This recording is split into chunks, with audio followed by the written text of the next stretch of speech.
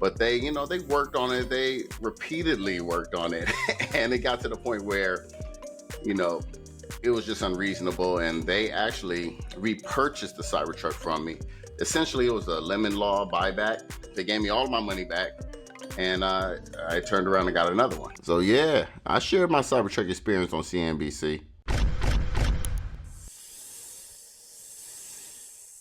CNBC reached out to interview me about my unique experience being a two-time Cybertruck owner. And during that 30-minute interview, they could only use so much to fit their video. So I'm going to elaborate. I'm going to share what went on behind the scenes and go dig a little deeper so you could know the full story about my Cybertrucks. First of all, those of you who rock with me know the whole story. That's why I rock with you. I even saw some of the comments, you guys shouting me out, so I appreciate y'all, and I know you understand what's going on. My first Tesla was in 2020. It was a Tesla Model X. But before that, I had a Chevy Bolt. And I didn't know whether or not I would even enjoy an EV. So I got a Chevy Bolt in 2017. Then in 2019, I saw that Tesla Cybertruck unveiling. And me, I've always been different. Always, always, always. The way I dress, the way I act, I just been me. And I saw that Cybertruck and I said, yeah, that's me. That's me right there. I love it. I'm not the person that's gonna haul every day, tow every day, use the truck as a truck.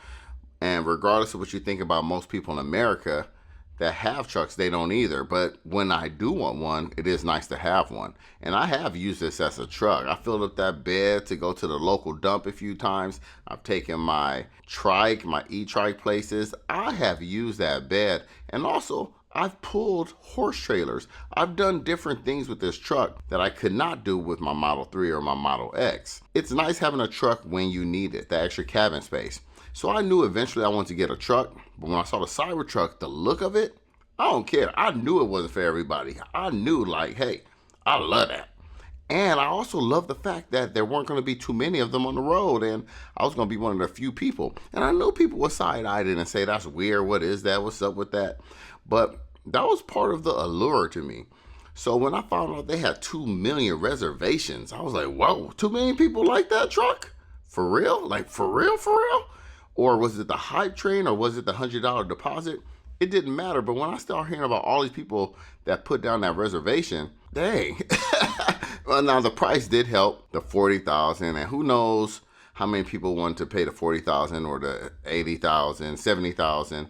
So that to me, that was just strange that so many people wanted to reserve it. And we know that money was refundable, so people weren't really tripping, right? But here's the thing. I waited for that truck. I went and saw that Peterson, and I was like, I loved it even more when I saw that. And I don't care what people think about it. I don't care how people feel about it. That's for me. And that's the beautiful part about this world. People can be who they are, buy what they want, dress how they want, act how they want, as long as, you don't hurt anybody else, and I'm not hurting anybody. But anyway, I love to look at that Cybertruck.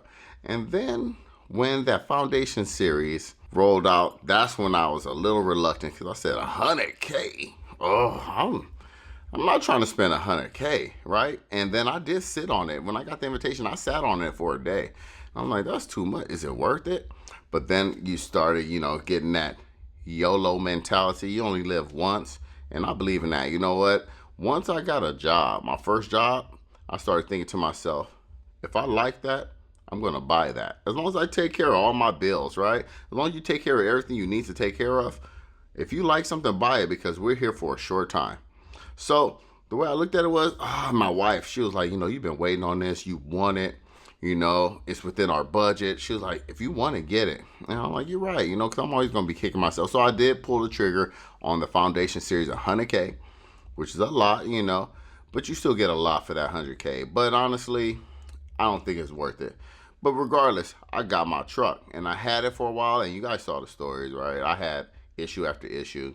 But when it was running well, I loved it. I love the way it felt. I love what I can do with it. I love the way it drove. It's a really unique experience.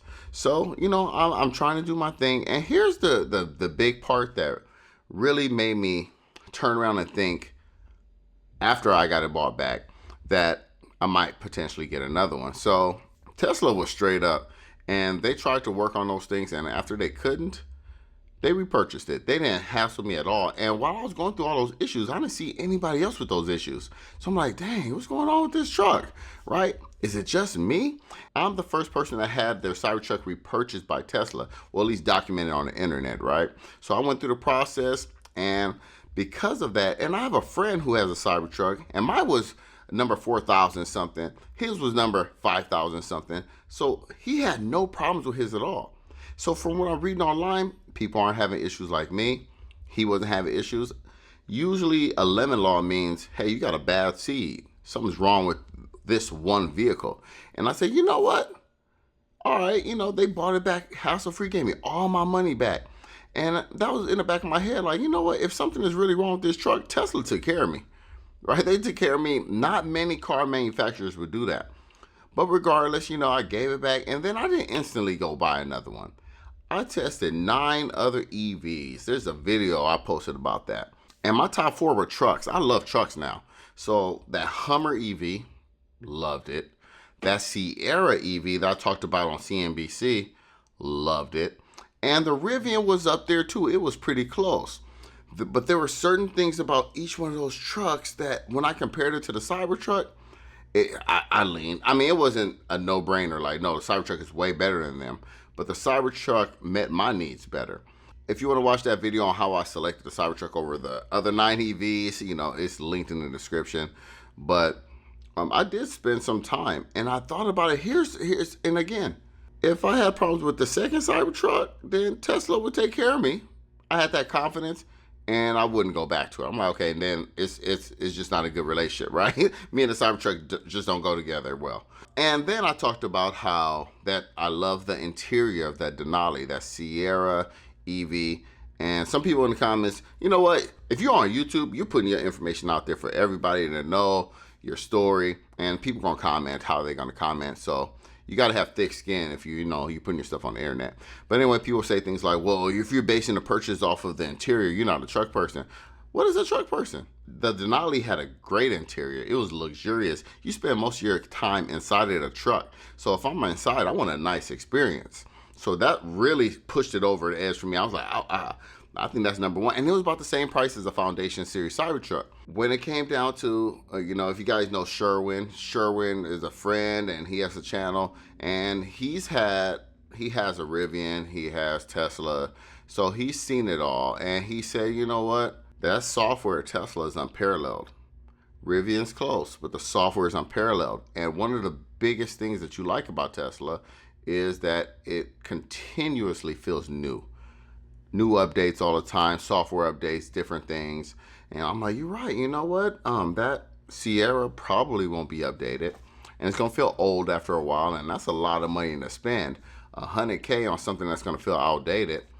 And it did look more like a regular truck, but I didn't like that. I like how unique the Cybertruck looks. But then they came up with a non-Foundation Series Cybertruck for $80K, and I'm like, all right, man, for $80,000, for $20,000 less, it makes more sense for me to get the Cybertruck than the Sierra because of all of the things it has. And you guys are familiar with the uniqueness and the features of the Cybertruck. So I got my second Cybertruck, and in the back of my mind, if I have issues, Tesla take care of it, no problem, I'm done. Once I got it, it felt better, right? It felt like a better value at $80K. And of course, with that tax credit, if you jump on it now, you can get it for less than that. And I already had confidence in EVs in general. So it's not like I want to go to a gas-powered vehicle. I mean, people are always concerned about the battery of an EV because it's the biggest and most expensive part.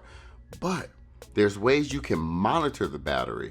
If you use Recurrent, you can monitor your battery, make sure it's healthy. You get battery reports monthly from scientists. You can monitor the estimated range, the quality of your battery. And then if you turn around and sell your EV, like I did with my 2020 Model 3, I had an excellent battery report, so I got a premium for that, and I sold it for more money. If you're looking to buy an EV, especially a used EV, like my brother and my cousin did, they look for the Recurrent battery report.